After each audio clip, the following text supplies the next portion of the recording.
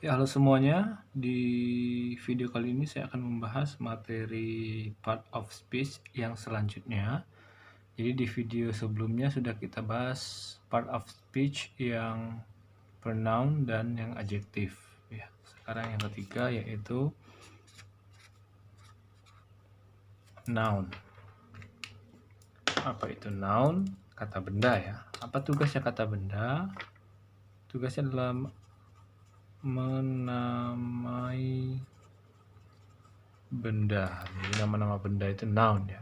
Seperti watch, book, pen, atau marker, atau table, dan lain-lain, benda-benda, nama-nama benda. Jadi di dalam noun itu memiliki jenis-jenisnya sendiri. Jenis, kinds-nya ada yang pertama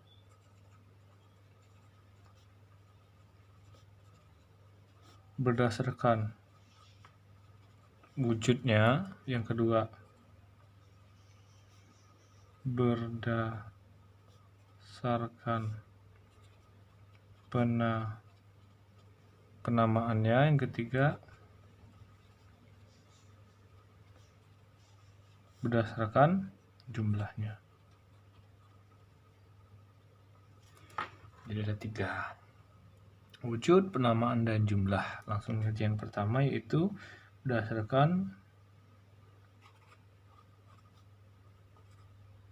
wujudnya. Di wujud kita punya yang pertama yaitu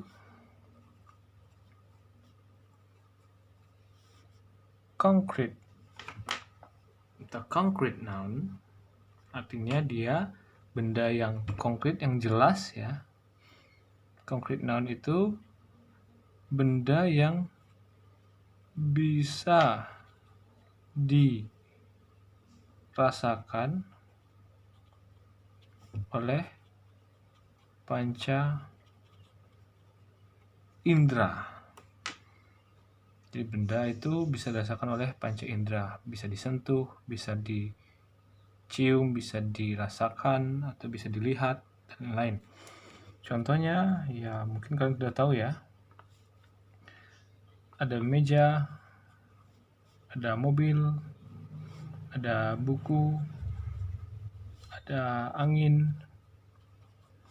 Wind, angin itu walaupun dia tidak bisa dilihat, tapi kan dia bisa dirasakan oleh kulit kita. Artinya dia termasuk benda yang konkret. Begitupun juga lagu, song, jadi dia bisa didengarkan, artinya dimasuk ke yang bisa dirasakan oleh panca indera, jadi dia adalah concrete noun, dan lain-lain. Seperti itu. Kemudian yang kedua ada benda yang abstrak. Benda abstrak adalah benda yang tidak bisa dirasakan oleh panca indera. Contohnya adalah love, happiness, sadness, atau information, dan lain-lain. Jadi dia lebih bisa difikirkan atau dirasakan oleh hati ya, atau perasaan. Jadi dia tidak bisa disentuh, tidak bisa dilihat, tidak bisa dicium atau didengar. Jadi kebalikan dari yang concrete noun tadi. Itu yang wujud. Kemudian yang selanjutnya adalah berdasarkan penamaan. Berdasarkan penamaan. Di penamaan yang pertama ada common noun atau benda tersebut umum. Benda umum adalah benda yang diketahui oleh semua orang. Contohnya adalah buku.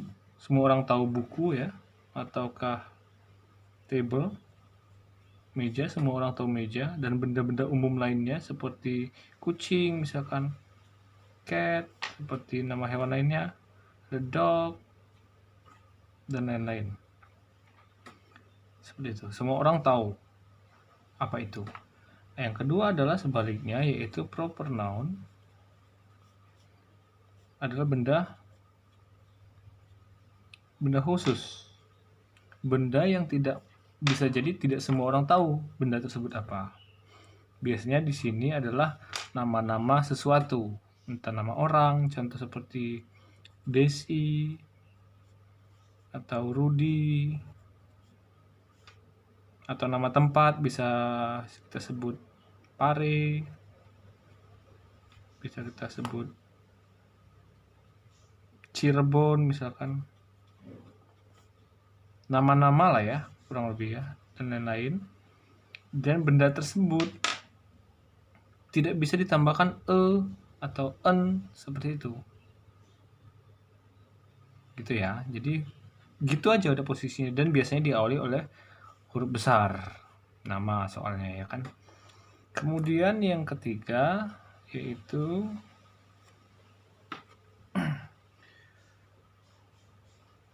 collective noun atau kumpulan.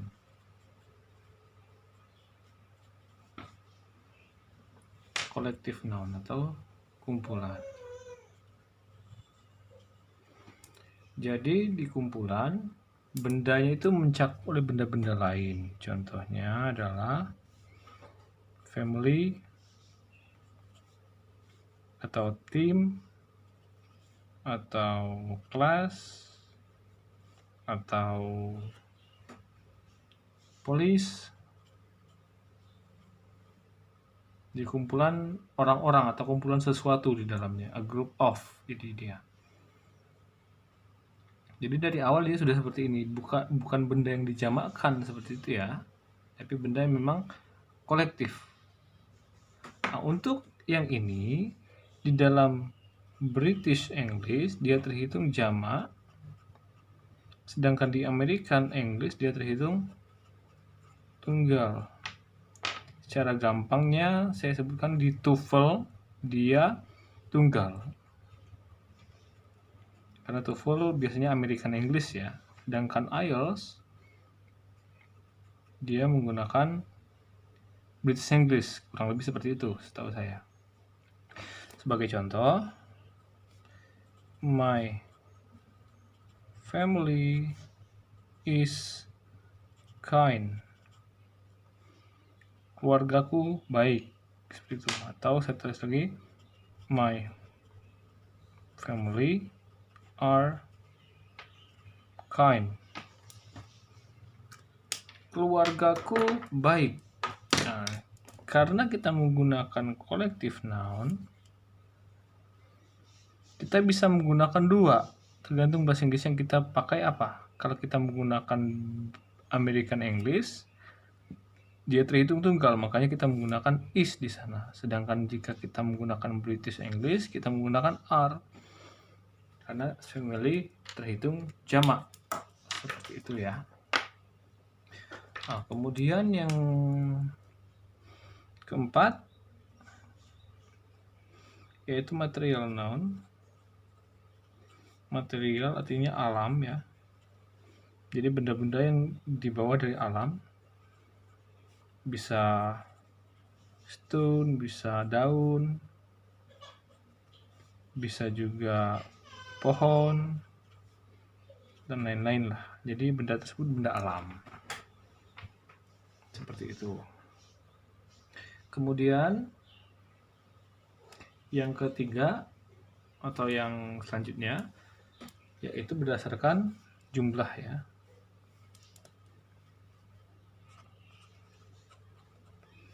Berdasarkan jumlah dia ada dua.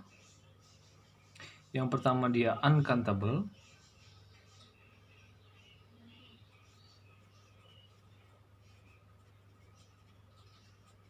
Uncountable noun artinya benda tersebut tidak bisa dihitung, artinya dalam jumlah satuan, dia tidak ada 1, 2, 3-nya. Ya, itu uncountable noun. Biasanya dia benda-benda yang cair atau yang bentuknya serbuk. Contohnya seperti ini. Example, ya water, semua jenis cairan lah ya. Oil, atau sugar, gula, atau rice, beras atau nasi, atau lain-lainnya. Atau tepung, bedak, dan seterusnya. Itu ya. Jadi tidak umum untuk dihitung satu persatu. Walaupun kita bisa sebenarnya menghitung beras satu persatu ya, 1 beras, 2 beras, tapi kan tidak umum. Contoh lagi hair, misalkan rambut. Kan bisa 1 rambut, 2 rambut, tapi kan jarang sekali atau hampir tidak ada orang menghitung rambut satu persatu seperti itu. Untuk hitungannya dan lain-lain. Jadi benda ini tidak bisa menggunakan artikel, tidak bisa menggunakan a water atau a sugar. Itu nggak ada sebuah air, atau sebuah nasi dan lain-lain gitu ya. Tidak umum, sangat tidak ada menggunakan, dan benda tersebut terhitung singular ya. Secara dalam dia terhitung tunggal atau singular, jadi menggunakan is dan teman-temannya. Seperti itu. Jadi tidak bisa ditambahkan s juga, waters, oil, sugars, rices, hairs, itu nggak ada. Gitu ya. Kemudian yang kedua yaitu countable. Countable artinya bisa dihitung dalam jumlah satuan.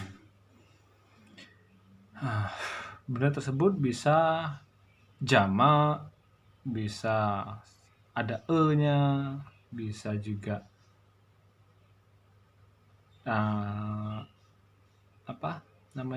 bisa memiliki perubahan seperti pertambahan s. Nah, saya contohkan saja biar jelas. Misalkan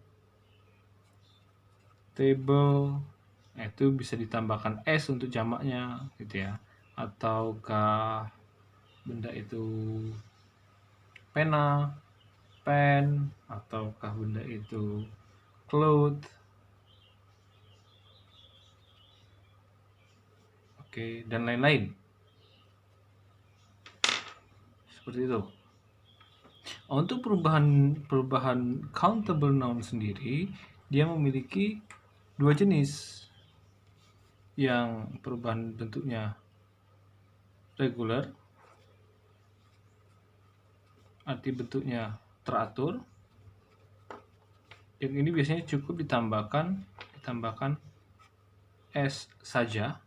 Contohnya pants atau cars dan seterusnya. Sedangkan yang terakhir adalah yang irregular. Artinya benda tersebut tidak teratur perubahannya, tidak teratur. Jadi bukan S perubahannya. Contohnya, misalkan ada man, dia berubah menjadi men, atau woman berubah menjadi, nah dia berubah seperti itu. Ataukah child berubah menjadi children. Seperti itu. Ada juga tikus misalkan. Mouse, kalau tikusnya banyak itu ada mice. Seperti itu. Jadi otomatis yang di sini menggunakan are nanti, yang sini is saja. Cukup sekian sebenarnya noun, tidak begitu banyak seperti matematika lainnya. Jadi kita review sedikit. Jadi noun itu ada 3 jenis berdasarkan wujud, berdasarkan penamaan dan berdasarkan jumlah ya. Wujud, penamaan, dan jumlah. Di dalam wujud ada dia konkret, ada dan abstrak. Di penamaan ada common noun, proper noun, collective noun, dan material noun.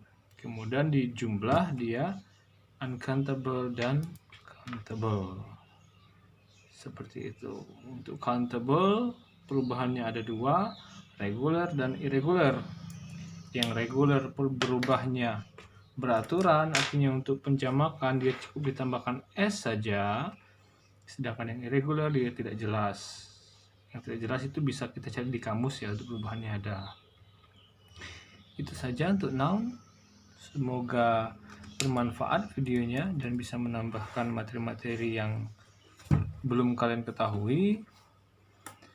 Kemudian ikuti terus saja perkembangan videonya ya, video-video selanjutnya, karena masih banyak materi-materi yang menarik yang akan kita bahas. Jika ada yang kurang jelas di sini bisa nanti ditanyakan di kolom komentar. Jangan lupa share sama teman-teman kalian, siapa tahu ilmu ini bermanfaat bagi yang lain. Itu saja, sampai jumpa.